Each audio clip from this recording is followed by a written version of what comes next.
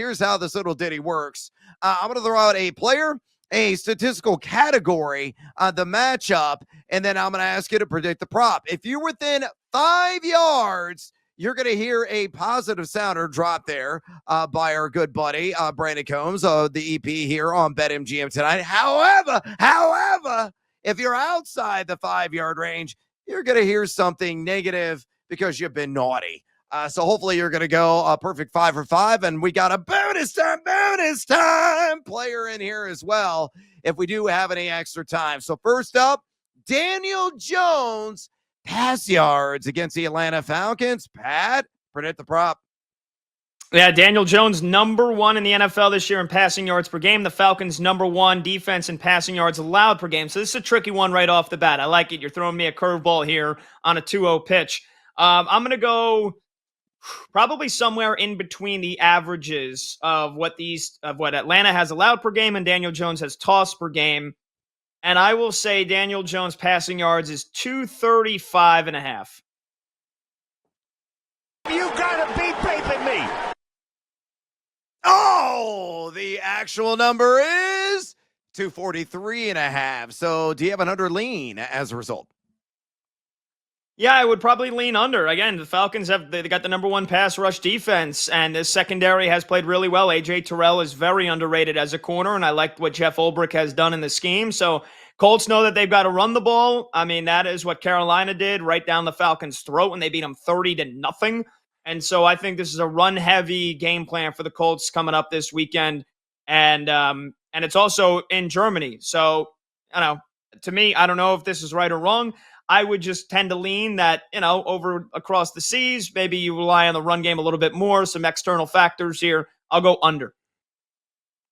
Yeah, I fill up the beer steins and sprechen Sie Deutsch. I agree with you, man. I'm taking the under as well. Only one quarterback has gone over this prop all year against Atlanta. They've been locked down, to say the least. They're only getting about 174.8 pass yards per game to the quarterback position. Next up, against my Chicago Bears, Jaxson Dart of the New York Giants, pass yards. Pat, predict the prop. Yeah, and another tough one because Jaxson Dart has thrown for less than 150 yards per game. There's always the possibility for some wind this weekend in the Windy City in Chicago, but the Bears passing defense just got torched by Joe Flacco for 476. So I'm going to say this is decently over what Jaxson Dart's average has been this season, and I'll say 170 yards on the button. I'm sorry, Eddie, but that's incorrect. Yeah, man, you're actually not even in the same zip code. The actual number is 217.5. So is it like a strong and emphatic windmill slam dunk on the under? Yeah, I think it has to be. I think it has to be. I think that's an overreaction to what Joe Flacco did to them on Sunday. The Giants, they don't have Malik Neighbors. And the rest of the weapons, Wan'Dale Robinson, Theo Johnson, the young tight end, he's been great, but I just feel like they're letting Jaxson Dart, if the first or second read's not there, it's tuck it and run. And so the Giants coming in as underdogs, I think they're going to want to establish the run game as well, even though Cam Scatterbu's done. They have Tyrone Tracy and Devin Singletary. So this is an emphatic under for me. I could be wrong. Maybe the Giants go out and they say, hey, man, our season's basically lost. You just go out there and you sling the pill all day long. That could happen, but I would lean under.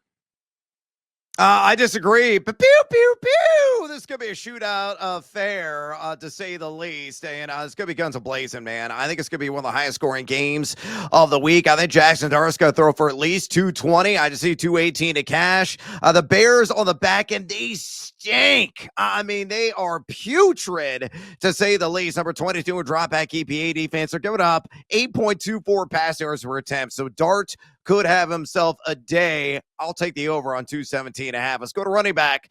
Devon Achane of the Miami Dolphins, rush yards against the Buffalo Bills. Pat, predict the prop. I'm going to say this is probably right near his average, which I think is the mid to high 60s. Bills, their weakness is they can't stop the run, but then again, I think it's probably expected that Buffalo gets out to a big lead, and then you're getting into negative game script. So I'll say it's right around his average. Devon Achane, let's say 65.5 rushing yards. That's the best damn answer I've ever heard.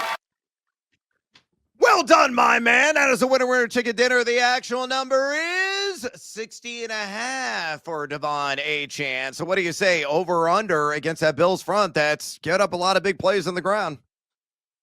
Yeah, it just depends on, I guess, how close Miami can keep this game. And I just don't know if they'll be able to keep it close. It feels like if you gave me Devon Achane receiving yards, I would be tempted to go over. Rushing yards, I would lean under. But I'm not confident. He's already done this against Buffalo back in week 3, 12 carries, 62 yards. He's done this in 6 of his last 7. Buffalo giving up 5.1 yards per carry of the running back position, over 107 rush yards per game, over and over again with Devon Achane. Let's do another running back. Quinshon Judkins of the Cleveland Browns, rush yards on the road against the Jets. Pat, predict the prop. Yeah, no Quinnen Williams and bad Jets defense this year. Browns can't throw the football. This feels like it's going to be a really high number. Like people, they're begging you. BetMGM is probably begging you to take the under on Quinshon Judkins. I'll say his rushing yards prop is 83.5. You can put it on the board. Yes.